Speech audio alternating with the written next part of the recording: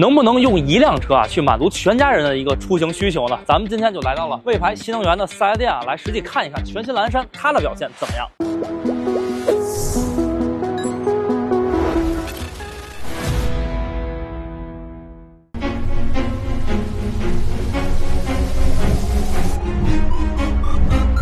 想要照顾全家人的需求啊，首先就要看这款车的尺寸。那全新蓝山呢，轴距是超过了3米的一个长度。这一方面呢，是让整部车在外面看起来就有这种比较大的车型的一个气场，而同时呢，它也为整个车内的一个空间奠定了比较好的基础。那作为一款主打家用的3排座 SUV 啊，外面东西咱们不多聊，主要聊一下座舱空间的体验。而咱们聊它的逻辑呢，就按照现在最时兴的冰箱彩电大沙发逐条来看。那首先看冰箱啊，那这部车呢是在它的一个前排的扶手箱里面设置了一个冷暖两用的一个冰箱。那不仅是能够支持一个零下6度的制冷，还支持零上最高50度的一个制热。所以不管是夏天啊想要冰一些饮料，还是说冬天啊咱们想要温一些饮料来喝，都是 OK 的。而且它的容积达到了7升，6瓶饮料去竖着放在这里啊，都是能够放得下的。那这样一来呢，车里的6个乘客也都有对应的饮料可以来喝。而说到彩电呢，全新蓝山也是进行了非常多的升级啊，就比如说前排这个屏幕是跟以往一点都不一样了，不仅是它主驾的这块仪表变成了一个悬浮式的屏幕，副驾和中控这两块屏幕也变成了一个超大的双联屏，而且边框做的非常窄，你拿它去跟很多新力车型相比，我想都是一点都不逊色的。同时呢，这部车还在后排放了一个吸顶屏，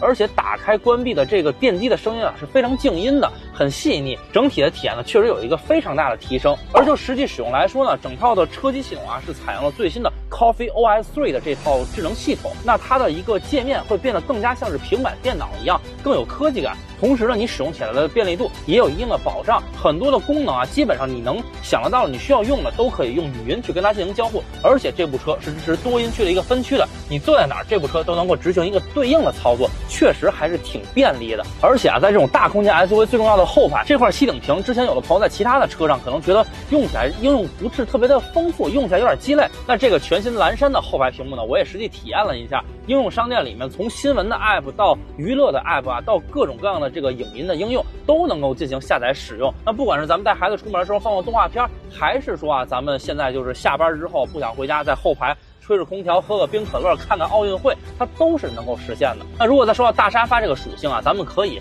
来结合一下日常的应用场景去考量啊。首先咱们日常很多的高频的场景就是一个人去驾驶这部车去上下班代步，那这部全新蓝山在主驾这个位置啊，不仅座椅给了很丰富的功能，包括到它的一个 HUD 也能够显示非常丰富的信息，这样的交互体验大家实际坐进车里就能够体验得到。而更重要的是呢，咱们开车的时候最累的其实是开车这件事本身。那么现在这个全新蓝山也是升级了一套最新的Coffee Plus Ultra 的智驾系统，它在硬件上呢是支持一个激光雷达和 Orin X 的芯片。那在应用体验上，不仅是能够实现大家常见的高速高架的一个领航辅助，帮你去上下匝道，帮你去自动超车，更重要的是它还能实现一个城区场景的高阶驾驶。那这一点呢，还能够随着技术的迭代不断的进行 OTA 的升级，让这个体验不断的变得越来越好。显然呢，也是非常符合当下一个智驾普及的趋势的。而同时呢，咱们用车呢还有很多的出行场景，就是两口子坐在前排，左一个右一个，然后一块出门。这个时候这个副驾的座椅功能呢也会非常的丰富，比如说它可以直接放到一个接近于平躺的零重力状态。那如果是出门比较累的话，在这边休息一下是非常方便的。更有意思的是呢，全新蓝山还把它的副驾上面这个化妆镜做的又大又亮，这个照明灯还是环形的，就像是女孩在家里的这个化妆镜一样。那所以这一点呢也算是一个比较贴心的体验了。那再说到后排，那咱们带着全家人举家出行，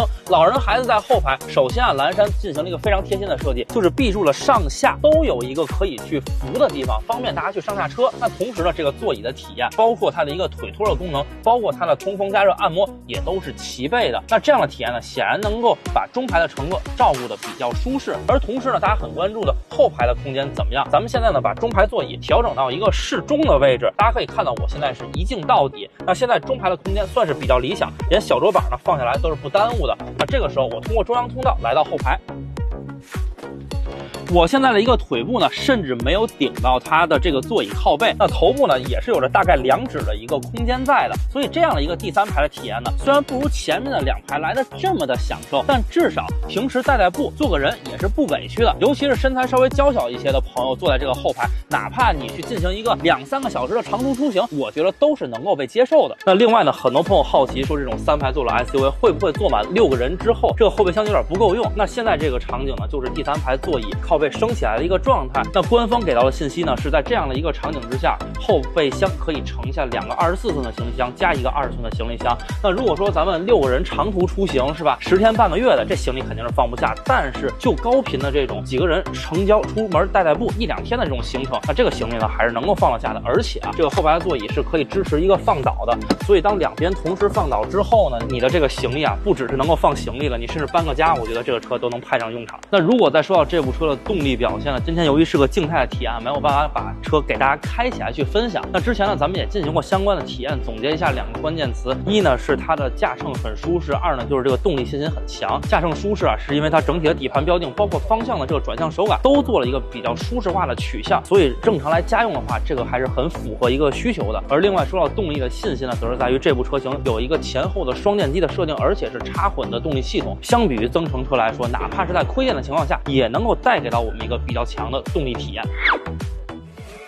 OK， 那么以上呢就是本期视频的全部内容了。不知道大家对于这部全新蓝山1分到10分，10分满分可以打几分呢？那就我的个人体验来说啊，咱们回到一开始的这个问题，到底这样的一款车能不能照顾好全家人的需求？那我想它给出了答案呢，还是比较能够令人满意的。那另外呢，全新蓝山目前正在一个预售阶段，官方也在这个预售期间给出了专属的一个购车政策，我给大家打在屏幕上。那如果各位感兴趣的话，也希望大家实际的来到门店，亲自来体验一下。毕竟我说了再多，都不如大家亲身的感受来的更加真实。OK， 那么如果大家有任何的问题啊，都欢迎在弹幕和评论区跟我们进行留言互动，欢迎给我们多多关注啊，咱们下期再见。